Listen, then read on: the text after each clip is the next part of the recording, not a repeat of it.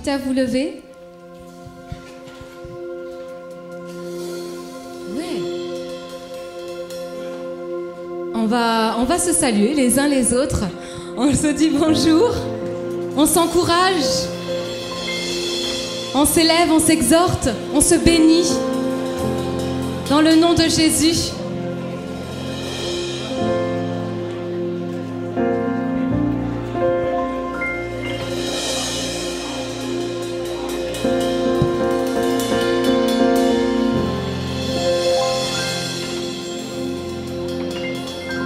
On salue son voisin, on le bénit dans le nom de Jésus.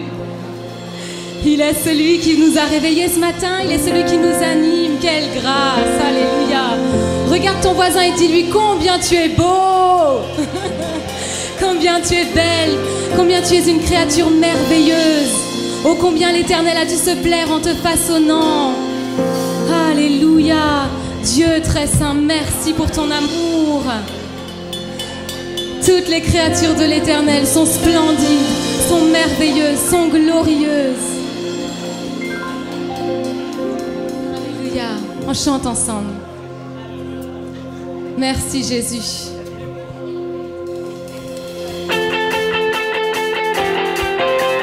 On célèbre le Seigneur ensemble. On l'élève, lui, le seul vrai Dieu.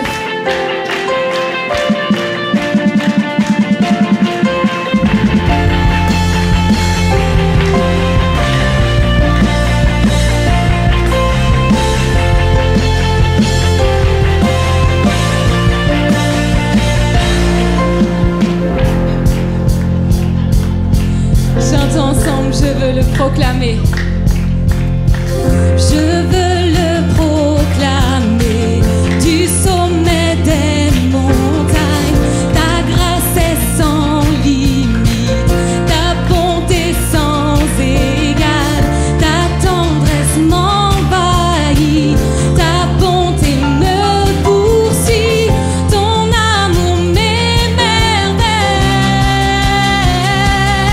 Et je chante car tu es bon, et je danse car tu es bon, et je crie de joie.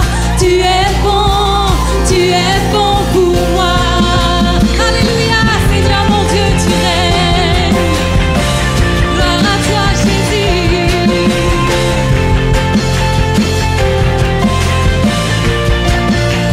Rien dans tout l'univers, Seigneur, rien dans tout l'univers à toi ne se compare. Les océans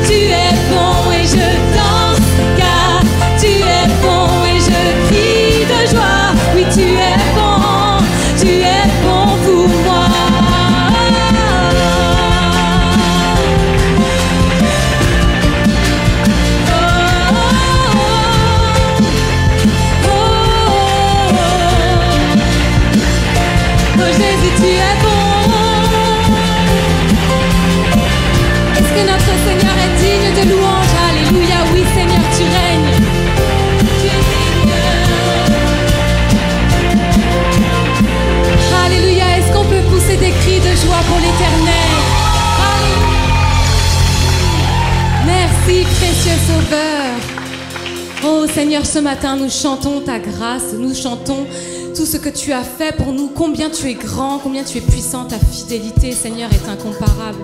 Alléluia.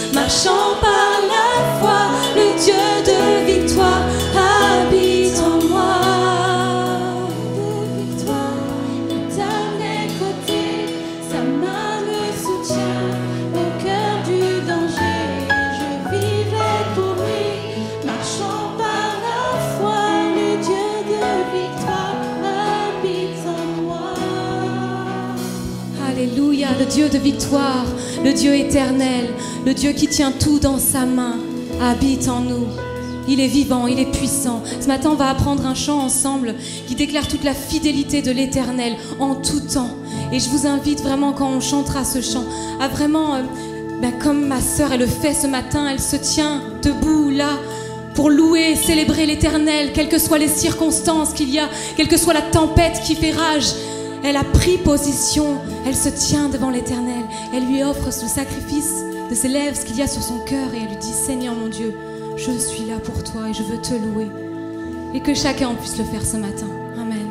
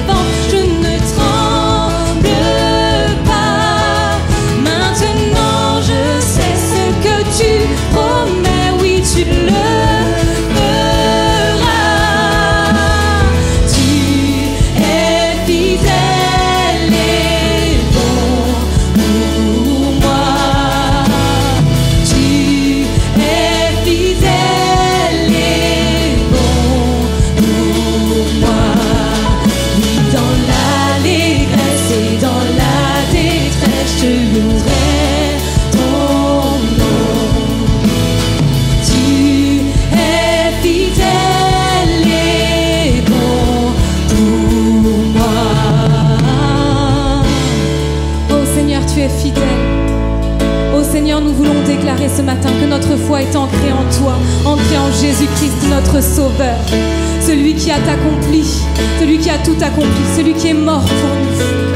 Alléluia. Ma foi est en toi, Jésus, mon ancre et mon rocher. Oui, mon espoir à jamais, sur toi je peux compter. Ma foi est en toi, Jésus, mon ancre et mon rocher. Oui, mon espoir à jamais, sur toi je peux compter. Ma foi est en toi, Jésus, mon ancre et mon rocher. Oui, mon espoir à jamais, sur toi je peux. Chantons-le encore, ma foi. Oui, ma foi est en toi, Jésus, mon ancre et mon rocher. Oui, mon espoir à jamais, sur toi je peux compter. Sur toi je peux compter. Tu es fidèle, tu es fidèle et bon pour moi. Tu es fidèle et bon pour moi. Oui, dans l'allégresse et dans la détresse, je louerai ton nom. Tu es fidèle et bon pour moi. Oui, ma foi est en toi, Jésus, mon ancre et mon rocher. Oui, mon espoir à jamais, sur toi je peux compter. Oui, ma foi, chantons-le de tout notre cœur. Oui, ma foi est ancrée en toi, mon rocher. Oui, mon espoir à jamais, sur toi je peux compter. Ma foi est en toi, Jésus, mon ancre et mon rocher. Oui, mon espoir à jamais, sur toi je peux. Une dernière fois, chantons-le ensemble. Ma foi est en toi, Jésus, mon ancre et mon rocher. Oui, mon espoir à jamais, sur toi je peux compter. Sur toi je peux compter. Tu es fidèle et bon pour moi. Tu es fidèle et bon pour moi. Oui, dans l'allégresse et dans la détresse, je louerai ton nom. Oui, dans l'allégresse et dans la détresse, je louerai ton. Oui, dans l'allégresse et dans la détresse, je louerai ton nom. Dernière fois ensemble. Oui, dans l'allégresse et dans la détresse, je louerai ton nom. Tu es fidèle.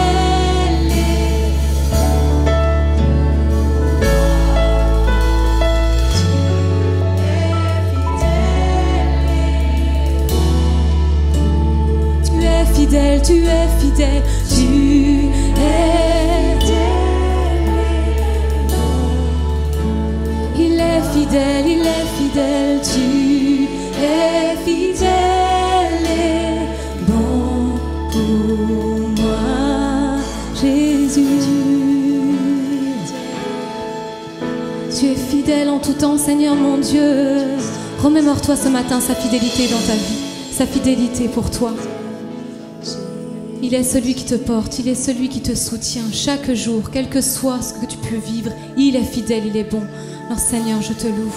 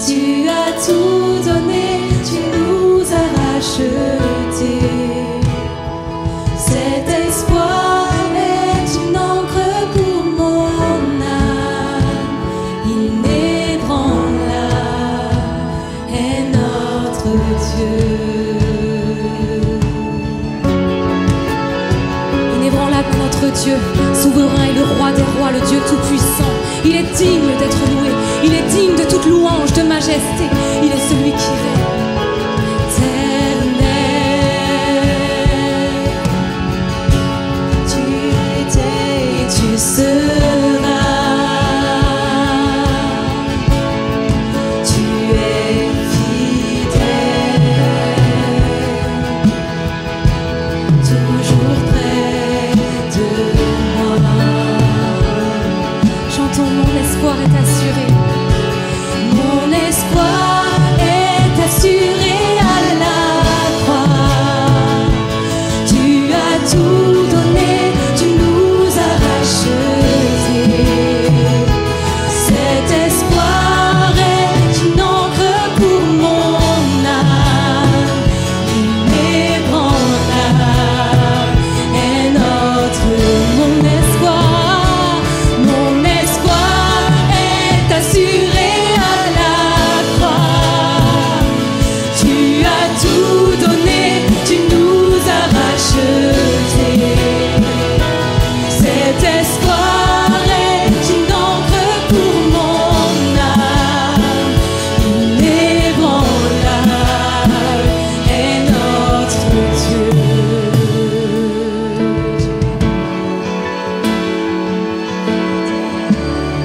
Tu es inébranlable, ô Jésus.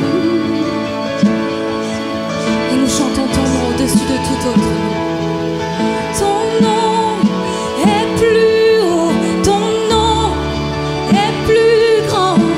Mon espoir est en toi. Ta parole est certaine, tes promesses sont parfaites. Mon espoir est en toi. Ton nom est plus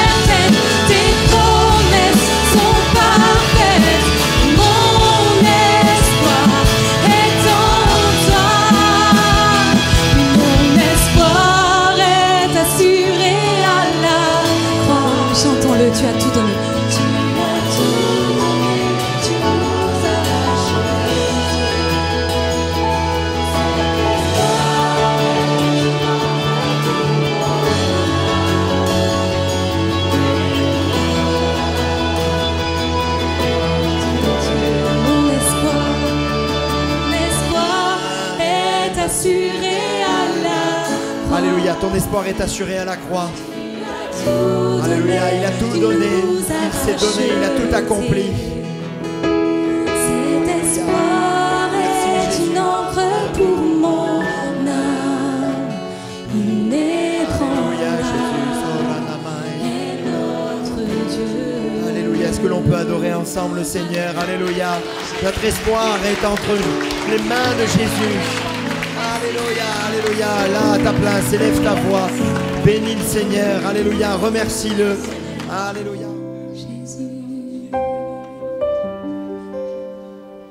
tu es là, Seigneur, tu es là, présent, tu es là, Jésus, nous visitons, remplissant les cœurs et les vies, tu es là, Jésus, tu es là, Seigneur.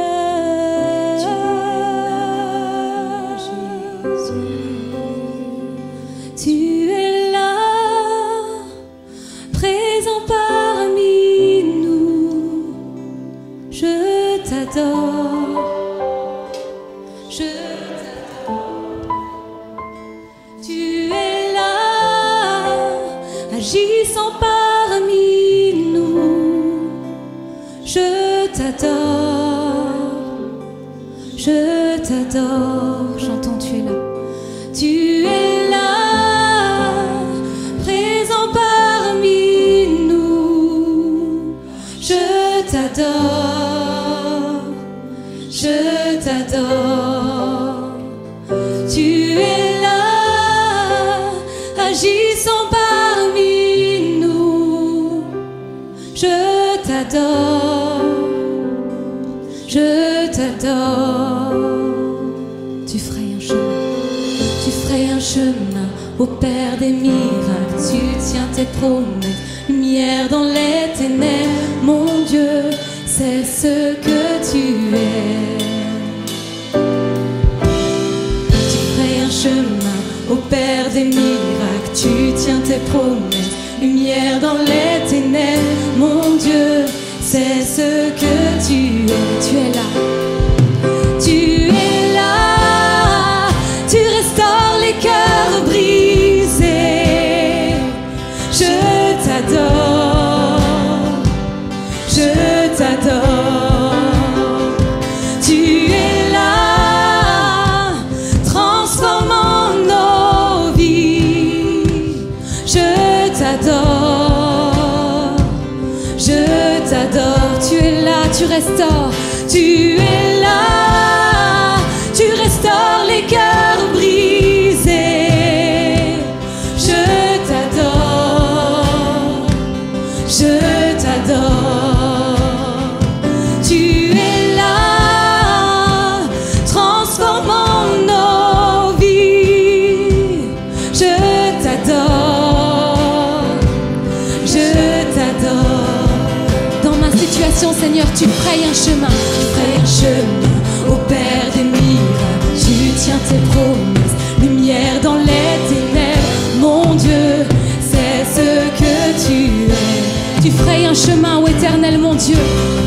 Tu frayes un chemin au Père des miracles. Tu tiens tes promesses, lumière dans les ténèbres. Mon Dieu, c'est ce que tu es. Tu frayes un chemin, tu frayes un chemin au Père des miracles. Tu tiens tes promesses, lumière dans les ténèbres. Mon Dieu, c'est ce que tu es. Tu frayes un chemin, Jésus. Tu frayes un chemin au Père des miracles. Tu tiens tes promesses, lumière dans les ténèbres. Mon Dieu, c'est ce que tu es. Oui, c'est ce que tu es. C'est ce que tu es. Le Dieu de miracles, le Dieu de la vie, le Dieu de l'impossible, le Dieu de la vie. C'est ce que tu es. Oh Dieu souverain, Dieu qui restaure,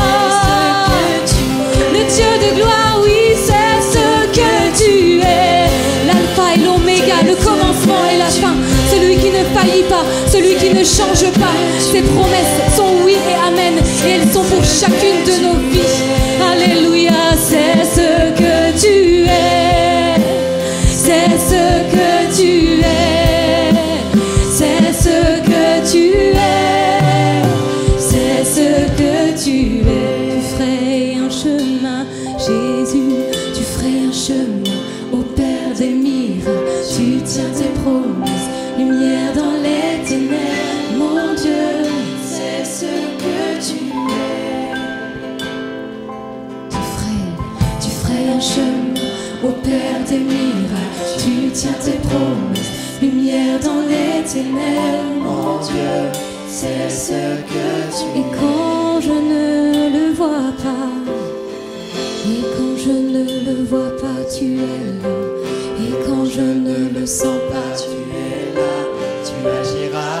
Tu agiras encore. Tu agiras.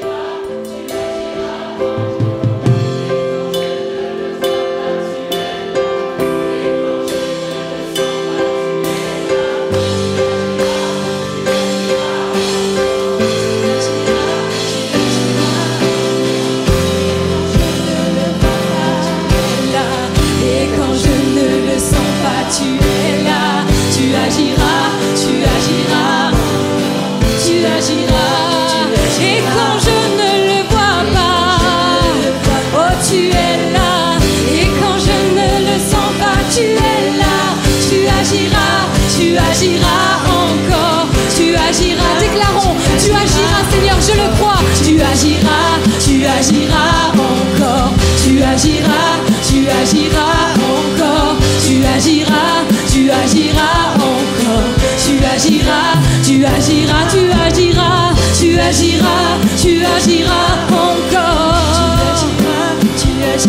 encore, tu agiras. Tu agiras encore, tu agiras dans ma situation Seigneur, je le crois, je le déclare ce matin. Tu agiras encore parce que tu es fidèle Seigneur. Encore, tu agiras encore, tu agiras certainement Seigneur mon Dieu. Parce que tu es fidèle, tu agiras encore, tu agiras.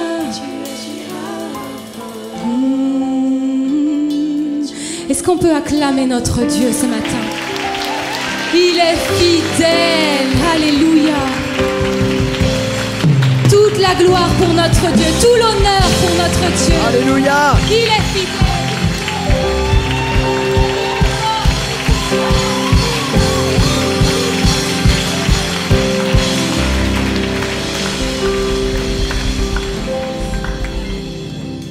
Amen, gloire à Dieu. Voilà, merci toute l'équipe de Louange de nous avoir conduits. On va passer aux annonces. Voilà, hop là. Si vous avez besoin de prière à la fin du culte, donc dans la salle de prière, il y a toute une équipe qui vous accueille pour prier avec vous, prier pour vous. Mardi, on se retrouve 14h30 pour notre temps foi et partage. Donc voilà, venez nombreux, nombreuses. Soirée de prière, jeudi donc à 20h, on va continuer sur notre thématique du témoignage et on va prier pour cela afin que l'on soit de véritables témoins là où le Seigneur nous a placés. Donc j'apporterai le message et ensuite on prendra vraiment un temps dans la prière pour cela. Donc jeudi à 20h, notez bien ça. Les travaux, nous avons besoin d'aide, donc on a besoin d'aide pour le nettoyage des gravats, pour la peinture, donc allez voir Roger. Qui est là, il a les feuilles. Roger, tout le monde te connaît? Tout le monde connaît Roger, magnifique. Donc voilà, allez le voir. On débute pas ce lundi, mais lundi suivant, donc 29-30.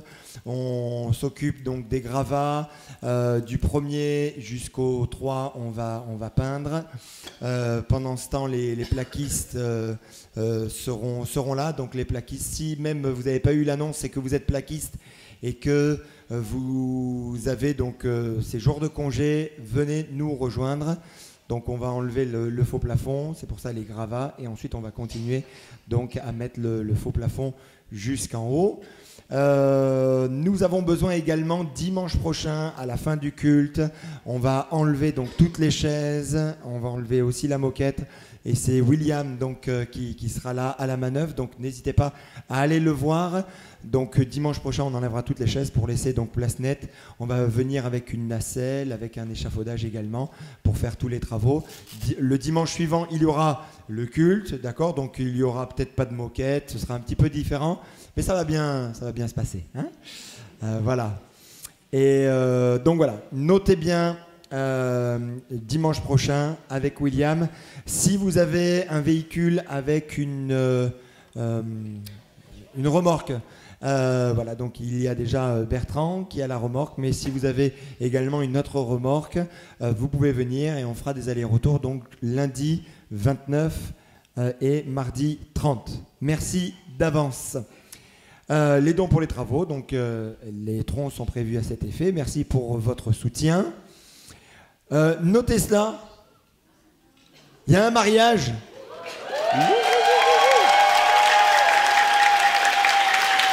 Où est-ce qu'ils sont nos amoureux? Oksana, il est où Benjamin? Ça commence bien.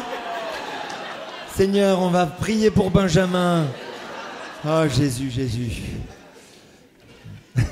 Voilà, on est heureux. Donc il vous invite tous à l'église pour la cérémonie. Donc vous avez la date, on se dit à 14h, donc ici le 11 mai, c'est un long week-end et on est vraiment très contents, très heureux de voir nos amis s'engager ensemble, j'allais dire avec Jésus, mais devant Jésus, et ensemble on est tellement heureux. Notre petit bébé Oksana, vous savez, ça c'est des choses qui font tellement du bien au cœur. Elle ne connaissait pas le Seigneur ou si peu, et puis elle est venue, quelqu'un lui a témoigné, elle a marché avec le Seigneur, elle s'est engagée avec Jésus. Ça n'a pas été simple au début, parce qu'il y avait pas mal de luttes dans sa famille, mais voilà, on l'a entourée, on l'a bénie, et aujourd'hui, dans quelques jours, elle se marie, et ils veulent servir le Seigneur. C'est tellement beau. C'est tellement beau.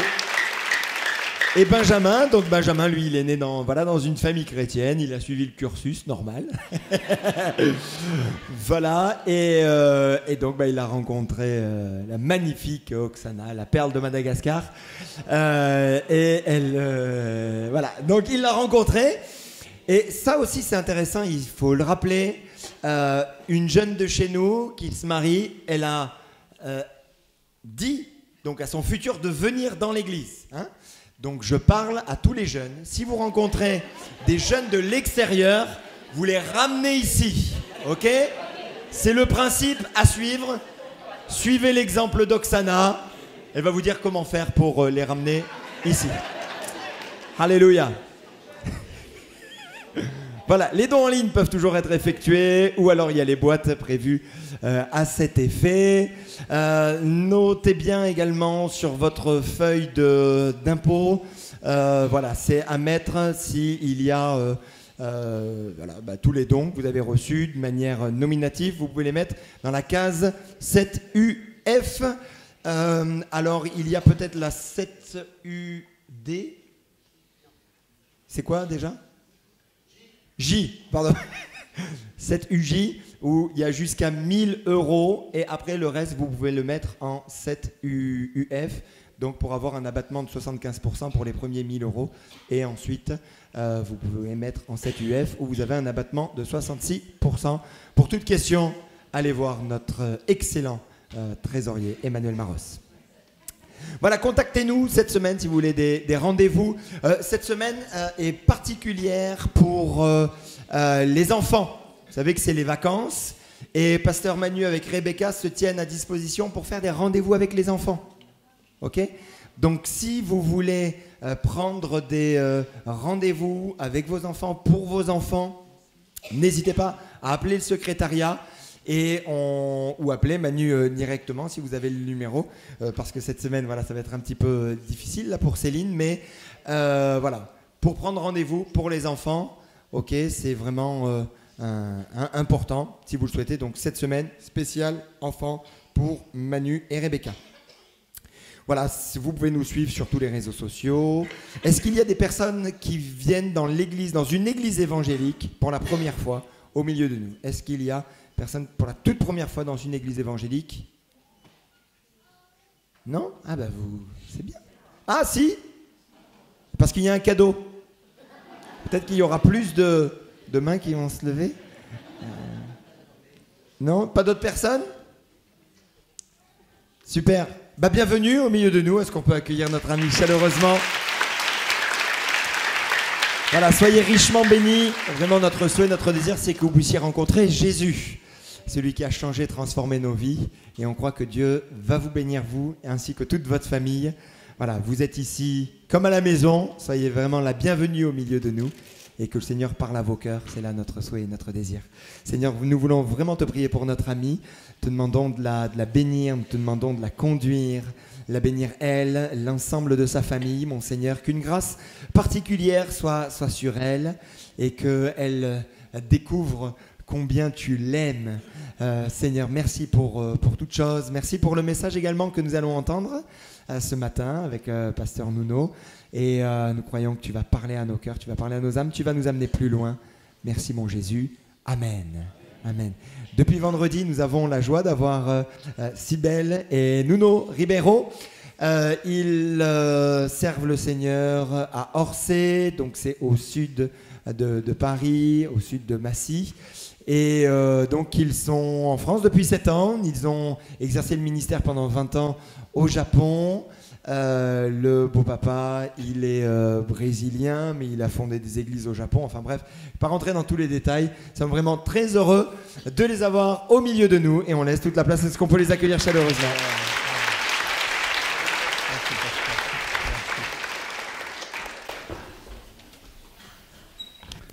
Alléluia. Vous m'entendez bien? Amen, c'est bon? Je pense que c'est allumé. C'est bon? Ok. Bonjour et merci pour l'invitation, Philippe et sa femme. Stéphanie, j'allais dire Sylvie. Ok. C'est un défi pour moi parce que ça fait 7 ans que je suis ici en France, mais français, c'est pas ma langue maternelle. Je suis né au Mozambique, je suis portugais, mes parents sont portugais. J'ai grandi en Afrique du Sud, j'ai vécu 2 ans au Portugal où j'ai trouvé ma femme, Cybèle, qui est Cybèle. Et son père était pasteur au Japon, il a fondé 41 églises là-bas. Et je suis invité pour faire le mariage là-bas. Et après, il m'a demandé de rester. Et j'ai dû travailler comme Jacob, 20 ans pour ma femme. Et j'ai 4 femmes comme Jacob, mais sauf que c'est une femme et 3 filles. Mais je suis béni. Vraiment, c'est une joie d'être ici avec vous. Dieu, un jour, j'étais au Japon et j'ai reçu l'invitation de venir prêcher dans une conférence dans l'église où je suis maintenant. Et cette invitation pour venir juste prêcher est devenue une invitation pour être le pasteur de l'église. Je les ai dit non 3 fois, mais Dieu, il a dit oui. Il est plus fort que moi. Il a gagné. Et nous sommes là, nous sommes vraiment heureux et je suis dans la joie vraiment d'être ici avec vous en Bretagne. Waouh, combien de soleil. Même au sud, je n'ai pas eu si tant de soleil. Je pense que jamais je dois me déménager, c'est ici en Bretagne parce qu'il y a beaucoup plus de soleil qu'au sud. Hein. Non, c'est vrai, quand je suis allé au sud 2 fois, et j'ai eu des nuages, mais ici, je n'ai pas encore vu de nuages. Les gens disent des choses. C'est pas que je ne le fais pas confiance, mais je n'ai rien vu. Je suis comme Tomé, il faut voir pour croire. Moi, je vois que de soleil, que de cieux bleus. Oui, c'est incroyable. Même si je trouve intéressant le fait que vos enfants ont ont du mal à apprendre le mot bleu. Je ne sais pas pourquoi. Et c'est vraiment une joie d'être là. Et je veux juste partager 2-3 mots au sujet du Japon. J'ai eu la joie d'être là en tant que pasteur et de voir tout ce que Dieu est en train de faire au Japon. Et je croyais vraiment, et je crois encore au réveil du Japon. Et c'est un pays extraordinaire. On était là le 11 mars 2011, quand moi j'étais dans mon appartement, 7e étage, dans un bâtiment de 15 étages. Et on commençait à sentir le tremblement de terre. Il faut savoir qu'au Japon, on a des tremblements de terre tous les jours, mais on ne sent pas tous les jours le tremblement de terre. Il y a des ans qui ne sont pas assez forts. Et jusqu'à 6 ou 7 degrés dans la liste de Schindler, oui, Richler, on ne fait rien. C'est jusqu'à 7, pour nous, c'est rien, c'est normal. Mais quand c'est 9.0, ça commence à nous inquiéter. Et là, je sentais le bâtiment vraiment à bouger pendant 2 minutes. Et j'allume la télévision et j'ai vu qu'à 1200 km au-dessus de nous, à Tohoku, il s'est levé un tsunami qui a pris 35 minutes et les caméras étaient en train de filmer des hélicoptères. Ils s'approchaient de la terre, il y avait des voitures qui essayaient de fuir et des gens. Et au Japon, ils ne vont jamais filmer, il n'y a pas d'enregistrement sauf quelques citoyens après. Mais la télévision, jamais ils vont filmer la mort d'un Japonais. Ils sont vraiment très respectueux. Ils tournaient leur caméra pour jamais montrer une voiture à être prise. Et à partir de la 2e semaine, on a pu participer de secours, d'aller là-bas, d'aider avec des vêtements, avec la nourriture. Et Dieu nous a fait grâce parce qu'on a vu beaucoup de Japonais vraiment à pleurer. Il a demandé pourquoi on était là, nous, les étrangers. Il y a moins de 2% d'étrangers au Japon. C'est un des pays les plus homogènes du monde. Il se demandait, mais pourquoi vous, les étrangers, pourquoi vous faisiez ça pour nous? Et il pleurait, et on disait, en fait, nous ne sommes pas japonais, mais le Japon est notre pays, on aime le Japon, on vous aime, et on sait que vous allez faire la même chose pour nous. Et là, il pleurait, et il y en a eu plusieurs personnes qui ont donné leur vie à Jésus à la rue. Et il y a un jour que je ne vais jamais oublier, où on a eu 20 Japonais à la rue qui ont donné leur vie à Jésus en pleurant, et c'était extraordinaire, et je peux juste me réjouir pour tout ce que Dieu a fait. Et c'était un peu après ça, c'était dans le mois de mai, on avait une grosse crise financière, bien sûr, et aussi les entreprises devaient arrêter leur production pendant un peu de temps parce qu'il y avait beaucoup d'usines qui ont été détruites, et le problème de la centrale nucléaire là à Fukushima. Et là, toutes les églises, les ministères, le mois de mai, on a une semaine de vacances, parce qu'au Japon, on n'a que 3 semaines de vacances. C'est une semaine en mai, une semaine en août, une semaine en fin d'année. On ne peut pas choisir les jours. Hein. Vous, ici en France, vous êtes vraiment dans le paradis. Là, ils travaillent beaucoup.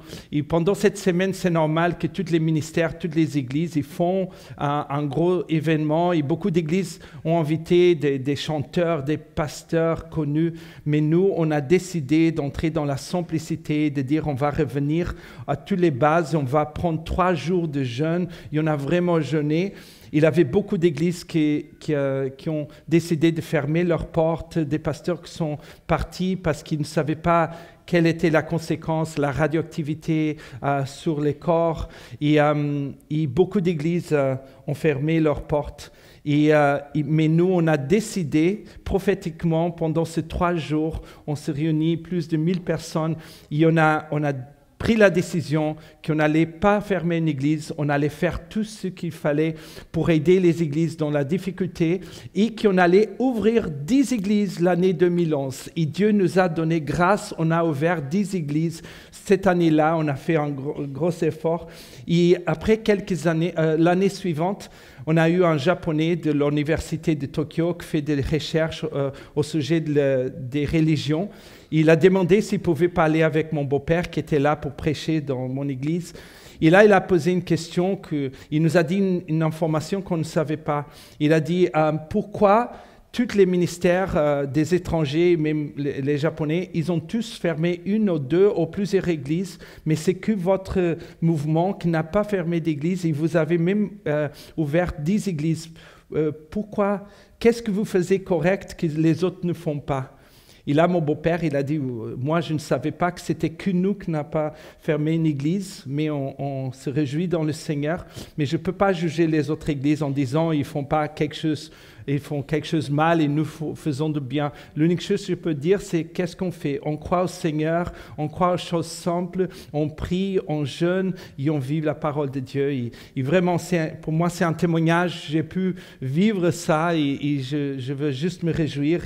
Et l'œuvre du Seigneur avance là-bas. Et si vous avez vraiment à cœur de prier pour le Japon, priez. Nous avons église dans la ville de Nagoya où j'étais, dans la ville de Toyota. Si vous avez une voiture Toyota, on a une église avec 600 membres dans la ville de Toyota. On a des églises à Hiroshima où ils ont laissé tomber les bombes. Et c'est ça, le Japon est extraordinaire. Et je vais juste arrêter si après vous voulez parler plus. Je dois entrer dans la parole, j'ai que 25 minutes. Amen, gloire à Dieu.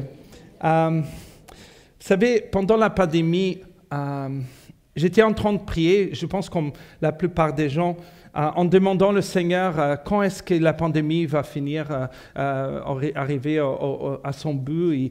Et aussi, je me demandais au sujet de quelques lois ici en France qui sont très, très difficiles pour les églises. Parce qu'au Japon, on a beaucoup plus de liberté. On peut prêcher plus ouvertement, on peut aller à la rue et mettre tous les instruments sans demander d'autorisation. On a beaucoup de liberté. Quand j'arrive en France, je vois toutes les contraintes. Et je me demandais, Seigneur, pourquoi les choses ne changent pas? Seigneur, que les lois puissent vraiment changer, qu'ils puissent avoir plus d'ouverture ici en France. Et là, le Seigneur a parlé d'une manière très forte en mon cœur. Il a dit, regarde mon fils. S'il y avait quelqu'un qui pourrait me demander quelque chose, c'était mon fils. Il n'avait pas de péché, il n'avait pas d'obstacle entre moi et mon fils. S'il me demandait quelque chose, je pourrais le donner. Mais il n'a jamais demandé, il n'a jamais prié en disant, Père, tu sais, je vais commencer l'église. L'église sera un petit bébé et un bébé ne peut pas lutter. Est-ce que tu peux m'aider juste au début? Je sais que quand l'église va grandir, c'est très important, les épreuves sont importantes pour grandir, mais juste au début, Père, aide-moi. Est-ce que tu peux enlever juste l'Empire romain parce qu'ils sont vraiment en train de m'embêter, c'est toujours de la persécution. Il y a aussi les pharisiens. Les pharisiens, toujours ils sont derrière moi, ils me mettent en question. Chaque chose que je fais, ils veulent vraiment se mettre au milieu. Il y a aussi une dernière chose, Père. Tu sais, ça sera très bizarre que ça sera écrit dans la Bible que moi, je n'ai pas fait miracle dans ma ville. La honte. Est-ce que tu peux enlever toutes les incrédules? Je sais que ça ne va pas rester beaucoup de gens là-bas dans la ville, mais j'aimerais bien faire des miracles dans ma ville. Il n'a jamais fait une prière comme ça.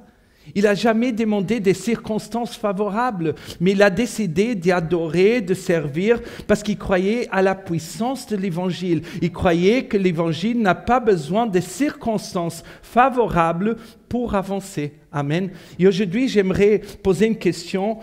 Est-ce que tu es prêt à t'abandonner? Est-ce que tu es prêt à te donner n'importe quelles sont les circonstances devant le Seigneur? Amen. Et j'aimerais commencer en lisant Exode chapitre 20, versets 23 à 25. Et merci pour votre gentillesse d'accepter que je vous parle en français. Je sais que c'est vraiment, vous avez un défi de trouver qu'est-ce que je suis en train de dire, essayer de comprendre mes mots, mais si jamais j'invente un mot en français, et vous savez, nous sommes pentecôtistes, vous pouvez dire, il est en train de parler en langue, c'est pas grave, ok? J'ai une belle excuse. Amen. Gloire à Dieu. Wow. Exode 20, versets 23 à 25.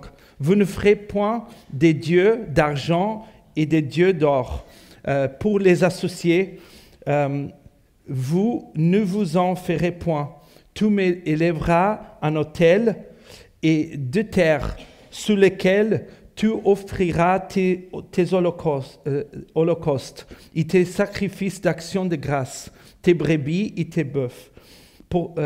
Partout où je rappellerai mon nom, je viendrai à toi et je te bénirai. Si tu m'élèves un autel de pierre, tu ne le bâtiras point en pierre taillée, car en passant ton ciseau sur la pierre, tu la profanerais. Amen. Et j'aimerais parler au sujet de l'autel. Le Seigneur, il a dit qu'il ne voulait pas être associé avec l'or et l'argent, mais que nous devrions bâtir des autels où on allait mettre nos sacrifices, mais ça devait être soit un autel de terre ou de pierre, mais pas n'importe quelle pierre, mais des pierres non taillées. C'est-à-dire, on ne devait pas faire des efforts ou essayer de faire l'autel à notre manière, mais d'accepter les pierres comme elles étaient et simplement bâtir l'autel. Dieu, il veut recevoir la gloire. Il ne veut pas que notre adoration soit le résultat de nos efforts, mais vraiment d'un désir de glorifier et exalter les efforts et le sacrifice de Jésus-Christ et de Dieu.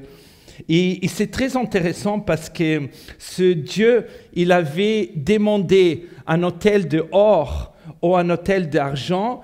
Ce n'était pas tout le monde qui pourrait sacrifier ou créer un autel ou bâtir un autel devant le Seigneur. Aussi, il fallait avoir les compétences de savoir travailler avec l'argent, avec l'or. Et il fallait demander peut-être d'aide au pasteur ou quelqu'un qui connaît comment travailler. Il fallait aussi avoir des conditions d'acheter l'or et l'argent. Mais ce que Dieu était en train de dire dans ce chapitre 20, on vient de décrire ou de lire les 10 commandements.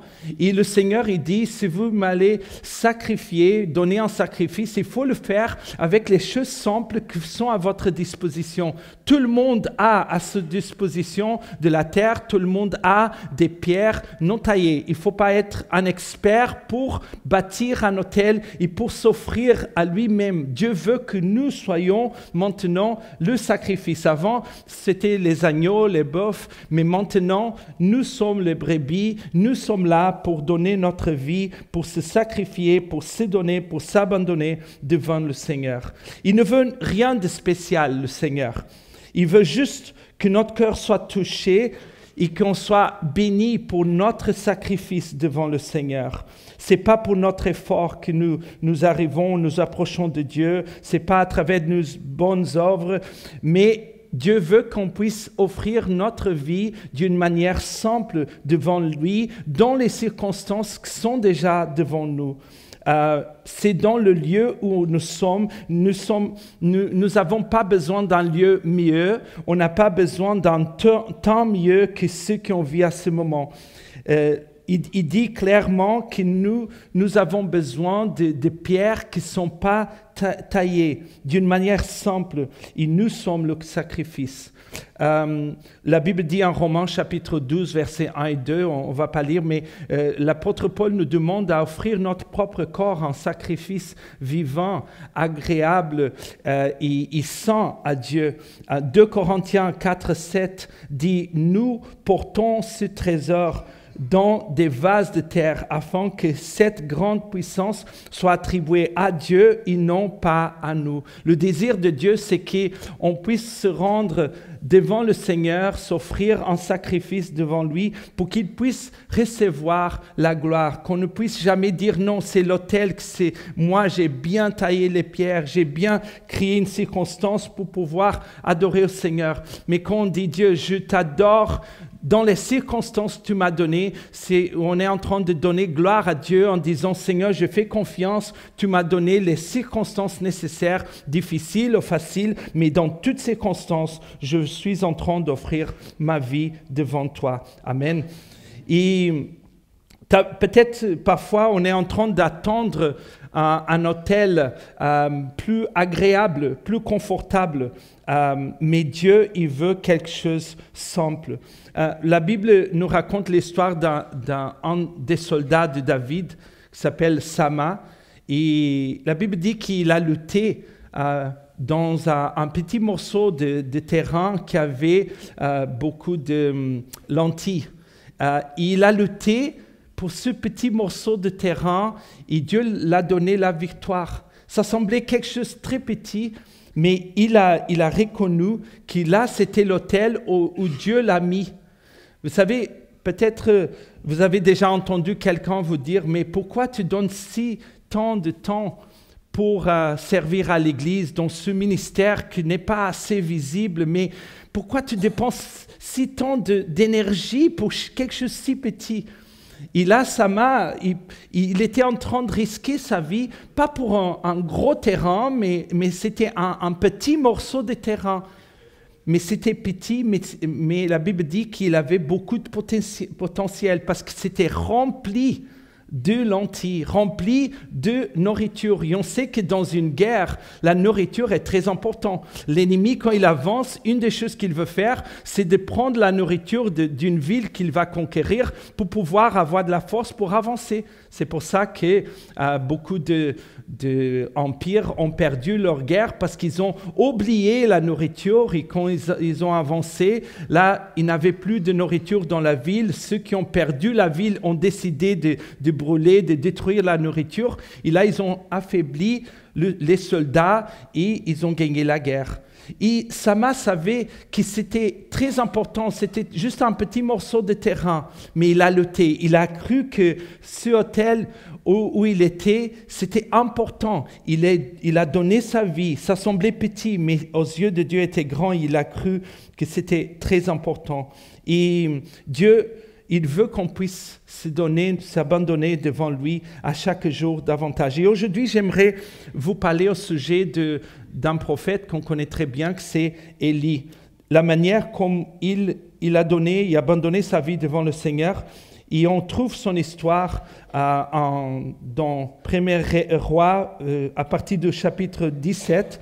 Mais je vais lire du verset 41 au 44. Et nous savons qu'Élie, c'était un des prophètes les plus influents dans l'Ancien Testament. Il a même représenté les prophètes sur la montagne de transfiguration. Moïse a représenté la loi et Élie a représenté les prophètes. Et tous les deux, ils ont dit qu'il fallait maintenant écouter Jésus parce que le fond de la loi et des prophètes, c'était et continue à être Jésus-Christ. Amen. Et la Bible démontre qu'il apparaît dans le chapitre 17 en Roi. Elle n'explique pas exactement d'où il vient, mais on croit que certainement ses parents ils étaient croyants parce que son nom signifie « Mon Dieu est Jéhovah ». Et il vient sur un autel qui n'était pas très intéressant en fait. C'était un des pires rois d'Israël. On a la division entre Juda et Israël. Juda faisait des bêtises déjà, mais Israël était au bout un peu avant d'être expulsé de leur terre, entré dans l'exil. Et là, Akab, avec sa femme Jézabel, ils ont fait des choses horribles. Ils ont tué les prophètes de Dieu. Elle a amené 450 prophètes de Baal pour apprendre le peuple de Dieu à adorer des idoles. C'était vraiment un moment horrible. Leur capitale était Samarie, je ne sais pas. Et ils avaient beaucoup de problèmes. Et on voit qu'Élie, il apparaît dans un moment, il vient sur un autel qui avait des pierres vraiment hors de place, inconfortable, pas déconfortable, merci Stéphanie. Et on voit que l'autel où Élie devait présenter sa vie n'était pas du tout confortable. Vous savez, parfois c'est vraiment un problème quand on veut trop tailler notre autel. On veut les choses un peu plus confortables. Nous avons des objectifs, des projets, et c'est bien de les avoir, mais on met tellement de focus sur nos projets, et notre focus, c'est beaucoup plus le confort, le succès, et pas la gloire de Dieu. Et Dieu veut que sa gloire soit l'objectif principal de notre vie. Dieu veut qu'on puisse vraiment se donner sur l'autel du sacrifice, n'importe de quelle manière elle est. Faites attention de ne pas trop essayer de vouloir tailler les pierres de votre autel en disant, oui, Seigneur, je veux bien me donner, m'abandonner à toi, mais si tu changes mon couple, si tu changes mon travail, si tu me donnes des conditions financières, si tu me donnes une autre église, un autre pasteur, on veut un peu tailler les pierres, on veut un peu préparer l'autel, les circonstances, et quand c'est de la manière qu'on veut, c'est là qu'on va monter et dire, Seigneur, maintenant je m'abandonne à toi. Et ce n'est pas ça que Dieu est en train de demander. Il dit, si vous allez bâtir un autel, acceptez les pierres comme elles sont, sans les tailler. Acceptez les circonstances. Dieu, il est souverain. Il sait comment il fait les choses. Il sait la terre qu'il a mis là, à votre disposition. Il connaît les pierres qui sont à votre disposition. Il veut juste que tu puisses bâtir avec les pierres qui sont à votre disposition et de monter et s'abandonner devant le Seigneur. Nous aimons beaucoup l'histoire d'Élie parce qu'il va confronter Akab, ce roi, et il va déclarer qu'il n'aura plus de pluie. On sait que ça va durer 3 ans et demi, mais on pense que Dieu va protéger le prophète, mais il doit fuir. Après qu'il a fait cette grande déclaration, je ne sais pas si vous avez déjà eu l'opportunité de voyager pendant 10 heures ou 12 heures dans un avion. Et quand on a la chance d'avoir 2-3 places vides à côté de nous, vous avez déjà eu ça? Wow, ce n'est pas première classe, mais ça semble vraiment, ça semble première classe.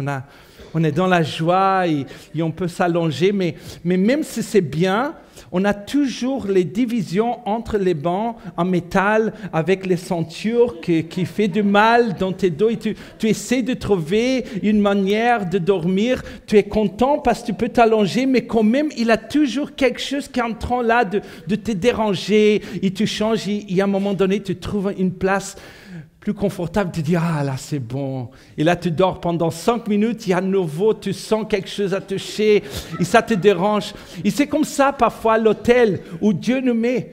Élie, il était content, il a trouvé le confort sur l'autel. Waouh, Dieu l'a utilisé, il vient devant le roi avec autorité. Je déclare qu'il n'aura plus de pluie jusqu'à que je dise quelque chose d'autre. Waouh, il a trouvé le confort, mais à nouveau, il sent la ceinture, une pierre non taillée qui n'est pas bien là. Et là, il sent le déconfort parce qu'il doit fuir.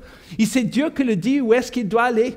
Tu vas jusqu'à une rivière et je vais te soutenir, tu auras de l'eau et les oiseaux vont venir avec la nourriture. Et on dit, waouh, Dieu a tout préparé pour lui. Là, il trouve sa place. Là, il a trouvé une position sur l'autel. Il dit, ah, là, je peux dormir. Là, c'est bon. Mais vous savez, c'est très intéressant parce que la sécheresse va durer 3 ans et demi, mais la rivière, elle va sécher après quelques jours. C'est même pas quelques semaines ou mois. Et c'est pas lui qui a choisi, c'est Dieu qui l'a dit. Tu vas à la rivière. Mais la provision dure quelques jours. Wow, c'est impressionnant. Il était tellement confortable sur l'autel, et à nouveau, il commence à sentir quelques pierres non taillées entrer dans ses dos. Il ne peut plus dormir et Dieu dit, maintenant tu vas vers une veuve. Il a voyagé plus de 100 kilomètres pour arriver chez la veuve de Sarepta. Et là, il vient dans une situation qui était inconfortable parce qu'elle n'avait rien à manger. Elle allait elle-même et son fils mourir. Mais à nouveau, il trouve une place confortable sur l'autel parce que Dieu fait un miracle, Dieu donne la provision, il commence à manger, cette femme et son fils aussi, il est bien maintenant sur l'autel. Mais après un moment de confort, le fils de cette femme va mourir. Et elle vient vers lui et dit, mais qu'est-ce que tu fais contre moi? Pourquoi tu es venu pour maudire ma vie? Tout ça. Et là, il commence à prier et Dieu va ressusciter l'enfant. Il trouve à nouveau sa position sur l'autel. C'est bien maintenant. Et c'est intéressant parce que la femme, elle va venir vers lui après qu'il ressuscite son enfant et dit, maintenant je sais que tu es vraiment un homme de Dieu. C'est intéressant. Pourquoi elle n'a pas cru ça quand il a fait un miracle, le donner? Elle allait mourir. Oui, nous les pasteurs, c'est comme ça. Ce n'est pas la première fois qu'on est vraiment les hommes de Dieu, c'est qu'à la deuxième fois. Maintenant, je sais que tu es un pasteur. Alléluia. Il faut faire des miracles 2 fois pour que les gens croient. Amen. Mais vraiment, il est arrivé, il a des moments inconfort, il a des moments de confort, des hauts et des bas. Et Dieu est en train de forger cet homme de Dieu. Et il vient à nouveau un moment, après quelques moments, au bout de ces 3 ans et demi, il se trouve dans un moment qu'il se sent tellement confortable sur l'autel, il ne sent plus les pierres non taillées entrer dans ses dos, qu'il commence même à se moquer des prophètes de Baal. Oh, il est vraiment confortable sur l'autel, il est tranquille maintenant, il aime sa circonstance. Il dit, appelez plus haut, peut-être votre Dieu, il dort, peut-être il est occupé. Il commence à se moquer, il est tellement confortable sur l'autel. Et là, il profite le moment d'audace, il va vers le roi et il déclare, maintenant la pluie va venir, Dieu a déclaré ça et je le déclare aussi. Waouh, des choses incroyables. Et on sait que la pluie va vraiment descendre. Mais entre la déclaration et la pluie, il a un moment d'inconfort. Et à nouveau, on voit le prophète, pas dans une position très confortable, mais dans une position d'inconfort. Et on va juste lire 1 Roi 18, 41 à 44.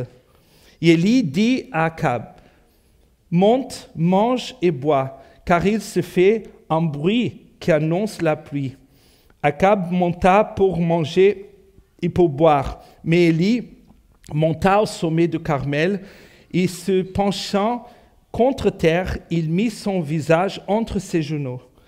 Il dit à son serviteur, monte, regarde du côté de la mer. Le serviteur monta, il regarda, il dit, il n'y a rien. Élie dit 7 fois, retourne. À la 7e fois, il dit, voici un petit nuage qui s'élève de la mer et qui est comme la paume de la main d'un homme. Élie dit, monte. Il dit à Akab, attelle et descends afin que la pluie ne te arrête pas. Amen.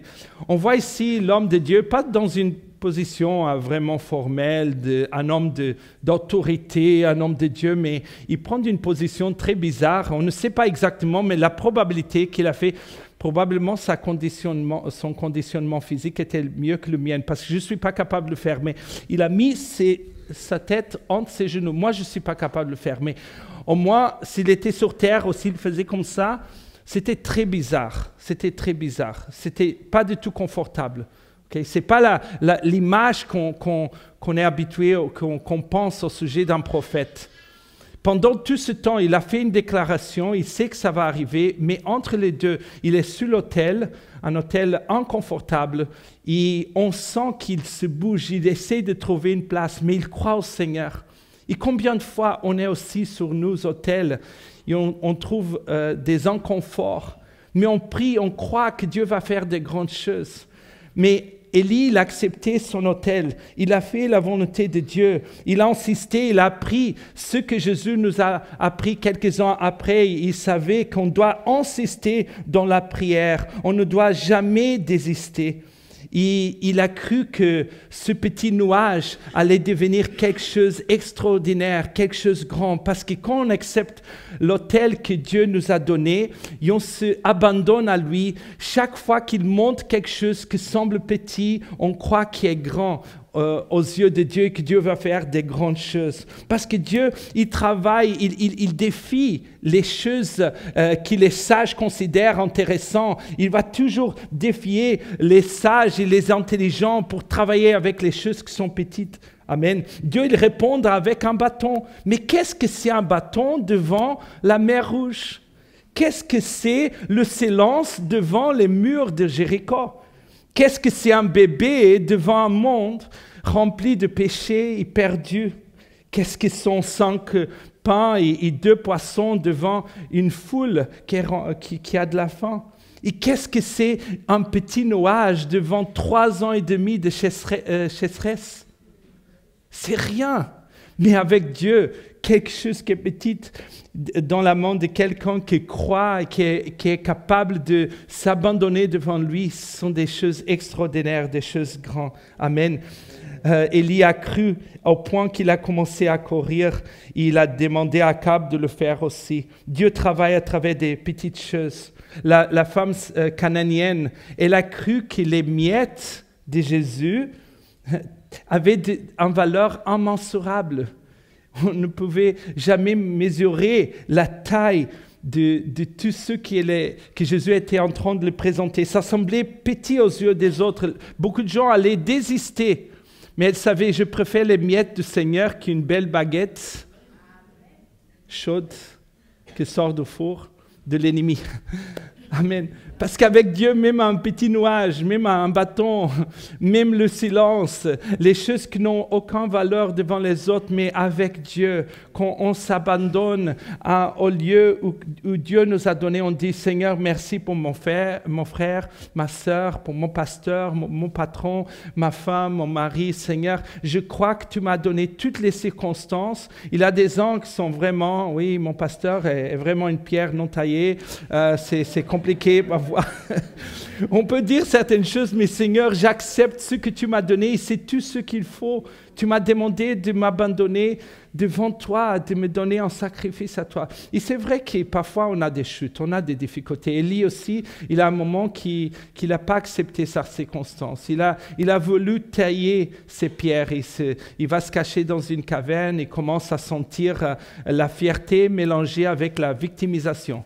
Il dit, moi, il n'y a personne qui pense comme moi, je suis spécial, c'est que moi qui ne sais pas prosterner devant Baal et ses prophètes, mais je suis ici, je me cache parce qu'ils ont essayé de me tuer. Oh, je suis une victime, mais je suis fier aussi parce que je suis spécial. Et l'ennemi est capable de mélanger les deux choses, la fierté avec la victimisation.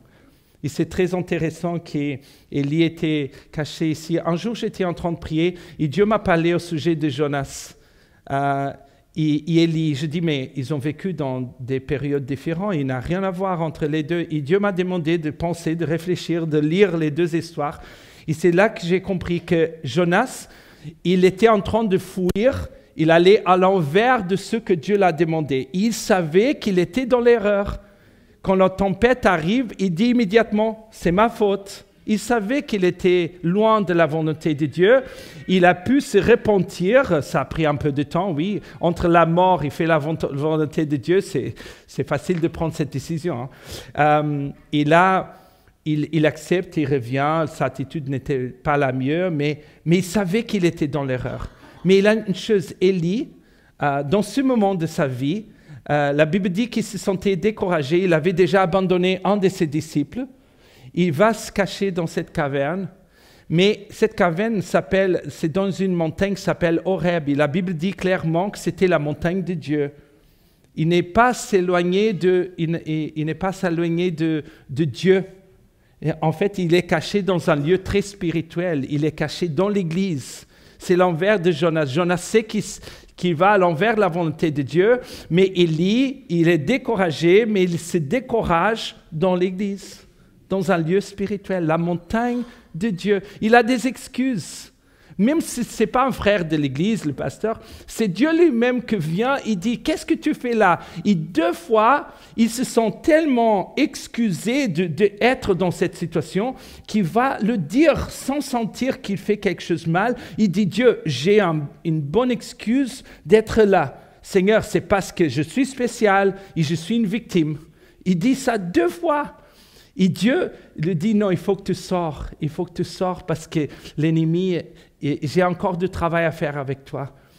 Il faut que tu sors. Et là, il accepte de sortir, pas de la manière qu'il voulait, parce qu'il était habitué à voir Dieu à descendre à travers du feu, tremblement de terre, de vent, mais Dieu n'était pas là. Il fallait entendre Dieu comme il veut parler. C'est à nous de s'adapter à Dieu et pas Dieu s'adapter à nous. Amen. Parfois, on veut que Dieu fasse les choses de notre manière. Ah, j'aime bien quand il vient avec le feu. Oui, il vient avec le feu quand il veut. Et quand il veut rester dans le silence, c'est à toi et à moi de le comprendre et de dire, ouais, Seigneur, me voici, je fais comme tu veux. Il sort de la caverne et c'est là qu'il découvre Élisée qui aura le double de sa onction. Et vous savez, juste pour terminer, je pense que c'est très important d'accepter l'autel tel quel il est.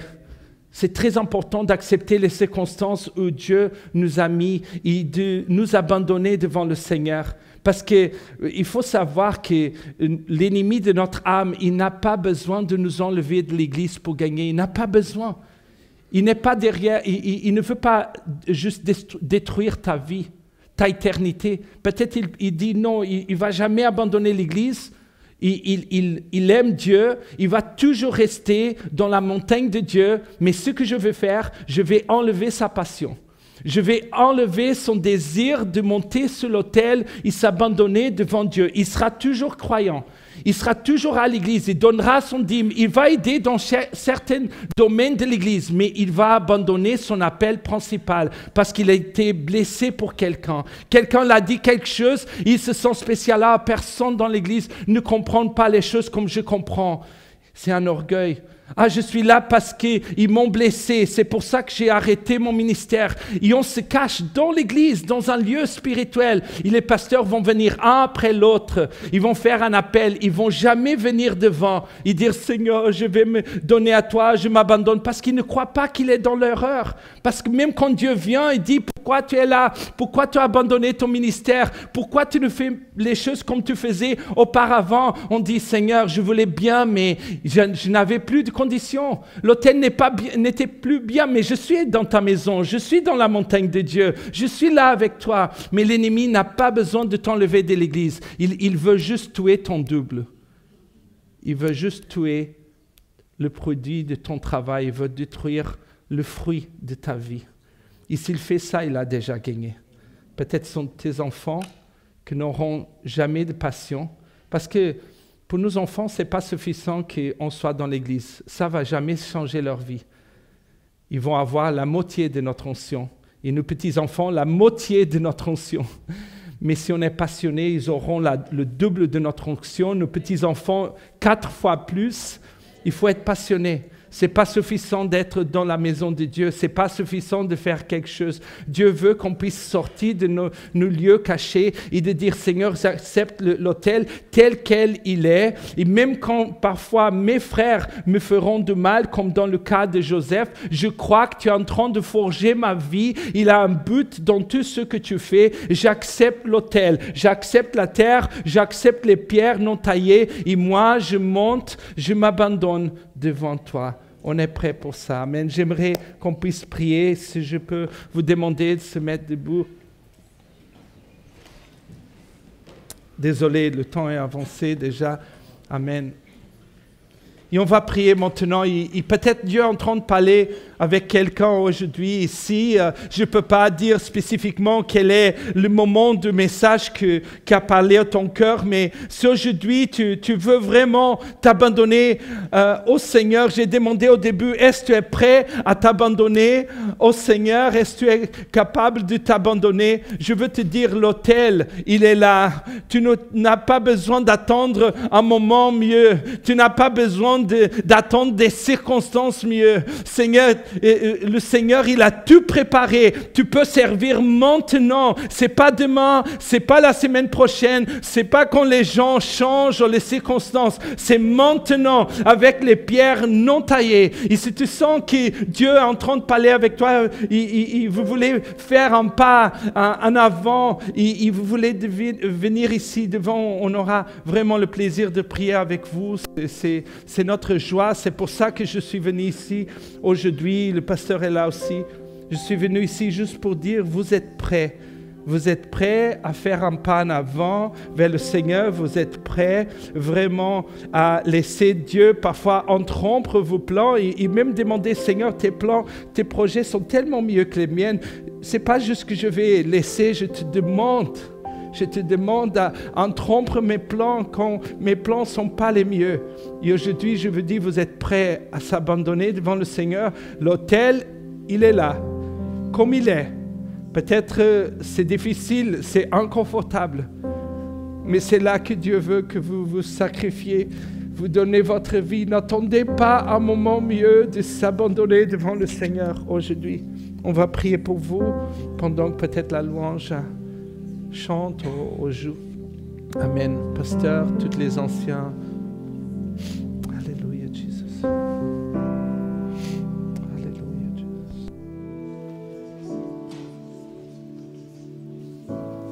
Je te donne mon cœur. Il ne m'a pas ce que j'ai de meilleur. Tout est pour toi, Jésus. Un parfum de valeur sur toi est répandu. C'est l'offrande de mon cœur. Je suis à toi, Jésus. Prends mon âme, prends mon cœur. Je te donne tout. Prends ma vie, me voici. Je te donne tout.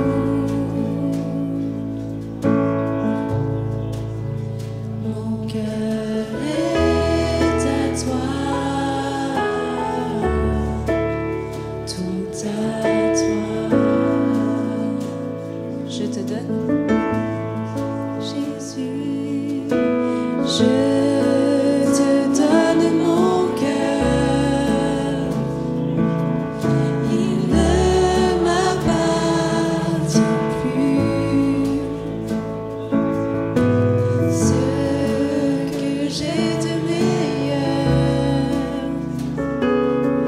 tout est pour toi, Jésus. Un parfum de valeur. Un parfum de valeur sur toi est répandu. C'est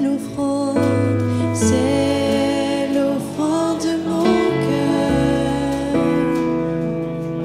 Je suis à toi, Jésus. Prends mon âme, prends mon cœur. Je te donne tout. Prends ma vie, Seigneur. Prends ma vie, me voici. Je te donne tout. Mon cœur est à toi, tout à toi. Mon cœur, Seigneur, mon cœur est à toi, tout à toi. J'entends, je te donne mon cœur, Seigneur. Je te donne mon cœur. Il ne m'appartient plus. Ce que j'ai de meilleur, tout est pour toi, Jésus. Un parfum de valeur. Un parfum de valeur sur toi est répandu. C'est l'offrande de mon cœur. Je suis à toi, Jésus. Prends mon âme, prends mon cœur. Je te donne tout.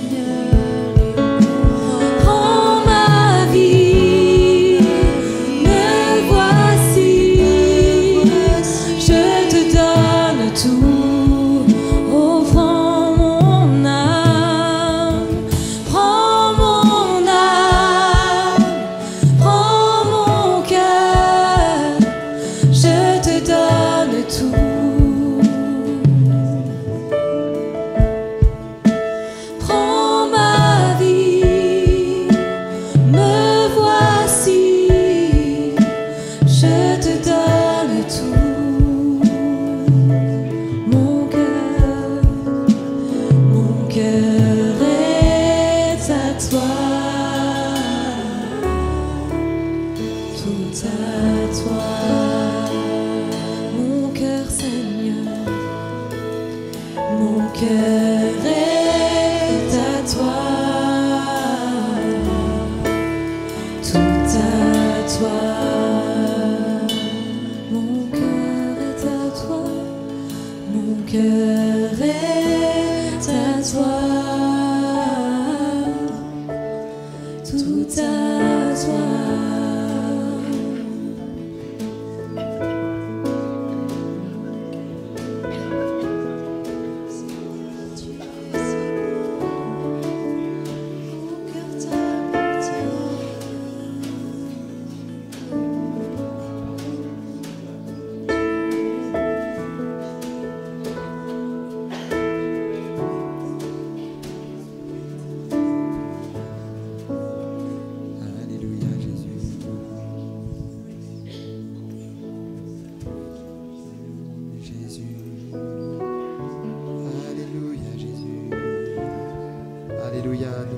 Sur l'autel, nous mettons nos vies entre tes mains, tout ce que nous sommes. Montre-nous et dis-nous ce que l'on doit faire dans des petits actes, dans des petites choses, des petits gestes. Tu nous montres qu'est-ce qui te plaît, qu'est-ce qui réjouit ton cœur de Père. Que la passion revienne, que le feu, mon Seigneur, revienne, mon Jésus. Le zèle pour ta maison revienne, alléluia, dans nos cœurs, dans nos vies. Merci mon Seigneur, merci mon roi. Alléluia Jésus, alléluia. Gloire à Dieu, gloire à Dieu.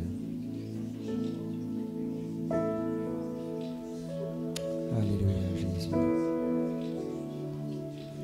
Voilà, nous remercions